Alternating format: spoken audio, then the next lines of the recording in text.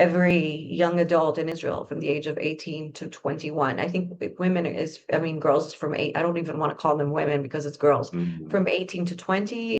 And young men are from 18 to 21. It's mandatory to go to the army. But religious, ultra-Orthodox sector doesn't doesn't enlist in the army. They have a ptol. A ptol is, what is that word in like, how would you say ptol in There's English? a word. There certainly is a word for it. It's just escaping both of us. And you know that law goes back to Ben Gurion when he founded the state. That he wanted to permit, or he was convinced to permit students who are learning Torah to be exempt from the army. An exemption.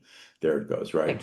Like, yes. To be exempt from the army. At that time, there were 400 students, and this just has ballooned to tens of thousands. I'm not really sure how many. And what started really as a kind of privilege has turned into what's seen as an obligation of the state to sustain Haredi families, because they not only get a patur from the army, because they're afraid that they are going to, by going to the army, this is what their teachers tell them, if they go into the army, they're going to go off the derech. So that's Right. in the ultra-Orthodox world, that's the worst possible thing, for your child to go off the derech.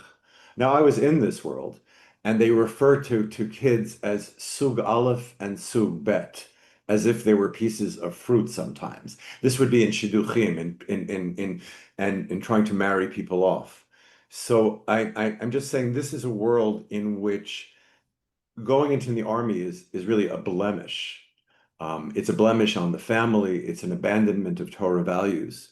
I used to walk up to kids in my neighborhood and say, "What, what are you, you're smoking cigarettes? Go to the army." It's good that I don't live there anymore because I would get into fights.